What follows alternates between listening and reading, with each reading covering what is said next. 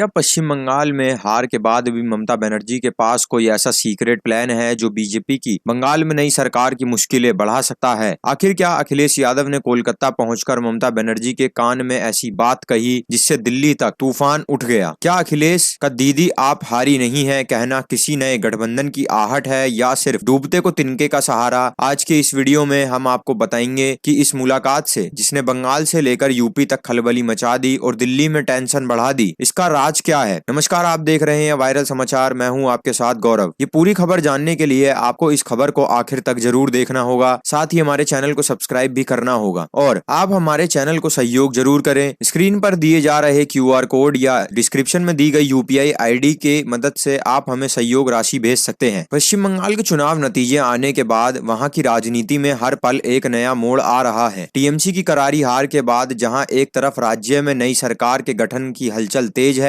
वहीं दूसरी तरफ विपक्ष के बड़े नेताओं का जमावड़ा भी शुरू हो गया है। कल गुरुवार को समाजवादी पार्टी के मुखिया अखिलेश यादव अचानक कोलकाता पहुंचे। उन्होंने ममता बनर्जी के कालीघाटी स्थित आवास पर जाकर उनसे मुलाकात भी की। ये मुलाकात करीब 1 घंटे तक चली, लेकिन इस सीक्रेट मीटिंग की सबसे बड़ी बात वो थी जो अखिलेश ने ममता बनर्जी से कही। उन्होंने ममता का हौसला बढ़ाते हुए कहा, ममता दीदी आप हारी नहीं है। अखिलेश यादव ने न सिर्फ ममता बनर्जी को तोहफे दिए बल्कि TMC के महासचिव अभिषेक बनर्जी को गले लगाकर साफ संदेश भी दिया कि इस मुश्किल वक्त में इंडिया ब्लॉक आपके साथ खड़ा है। कोलकाता में मीडिया से बात करते हुए अखिलेश यादव ने बीजेपी पर तीखा प्रहार भी किया। उन्होंने एक बहुत बड़ी बात कही। अखिलेश यादव ने कहा कि बीजेपी की आंखों में ममता बनर्जी इसलिए खटकती है क्योंकि वो आधी आबादी यानी मुस्लिम, माफ कीजिएगा, महिलाओं का प्रतिनिधित्व करती है। उन्होंने बीजेपी की सोच को समती और पुरुषवादी करार दिया है। इतना ही नहीं, अखिलेश ने चुनाव आयोग और सुरक्षा बलों की भूमिका पर भी गंभीर सवाल उठाए। उन्होंने आरोप लगाया कि TMC के मजबूत बूथों पर वोटर्स को वोट नहीं डालने दिया गया, जानबूझकर टारगेट करके वोट कटवाया गया और विपक्षी पार्टियों के एजेंट्स को बैठने तक की इजाजत नहीं दी गई। अखिलेश का सीधा आरोप है कि बंगाल में भी वही हुआ जो यूपी के उपचुनावों में देखने को मिला था, यानी लोकतंत्र की हत्या। अब जाहिर सी बात है कि अगर अखिलेश यादव इतनी बड़ा हमला करेंगे तो बीजेपी भी चुप नहीं बैठने वाली है। बीजेपी नेताओं ने इस मुलाकात को जमकर मजाक उड़ाया। शुभेंदु अधिकारी ने तंज कसते हुए कहा कि शून्य से शून्य जोड़ने पर जवाब शून्य ही आता है। उनका इशारा साफ था कि दो हारे हुए नेता मिलकर जीत नहीं सकते। वहीं सिलीगुड़ी के विधायक शंकर घोष ने तो यहाँ तक कह दिया है कि ममता बनर्जी से जो भी मिलेगा उसका राजनीतिक करियर ही खत्म हो जाएगा। उन्होंने ममता सरकार के 15 साल के शासन को भ्रष्टाचार और तुष्टीकरण का दौर बताया है। दिलीप घोष ने भी हमला बोलते हुए पूछा कि अगर बंगाल में सच में लोकतंत्र था तो चुनाव के समय इतनी भारी पुलिस फोर्स की जरूरत क्यों पड़ गई। इधर ममता बनर्जी का रुख भी काफी कड़ा नजर आ रहा है। हार के बावजूद उन्होंने इस्तीफा देने से साफ मना कर दिया था और इसे एक गहरी साजिश भी बताया था। हालांकि संवैधानिक नियमों के अनुसार पुरानी विधानसभा भंग हो चुकी है और मंत्रिमंडल को बर्खास्त भी कर दिया गया है, इसलिए अब उन्हें अलग से इस्तीफा देने की कोई जरूरत नहीं है। अब बंगाल में ऐतिहासिक बदलाव होने जा रहा है। बीजेपी की पिछली सरकार के गठन की तैयारी जोर शोर से चल रही है और पूरे देश यह देख रहा है कि क्या ये नई सरकार बंगाल की तस्वीर बदल पाएगी। तो दोस्तों, अखिलेश यादव और ममता बनर्जी की इस मुलाकात ने एक बात तो साफ कर दी है कि भले ही चुनाव खत्म हो गए हो, लेकिन इंडिया गठबंधन हार मानने को तैयार नहीं है। अब सवाल आप लोगों से है, आपको क्या लगता है कि अखिलेश यादव या ममता बनर्जी को समर्थन देना सही है? क्या चुनाव में वाकई धांधली हुई है या फिर ये सिर्फ एक हार का बहाना है? अपनी राय कमेंट बॉक्स में जरूर लिखें। अगर आपको यह जानकारी पसंद आई हो तो वीडियो को लाइक करें और ऐसी ही निष्पक्ष खबरों के लिए हमारे चैनल को सहयोग करें और सब्सक्राइब करें। सहयोग आप QR कोड की मदद से और डिस्क्रिप्शन में दी गई UPI ID की मदद से कर सकते हैं।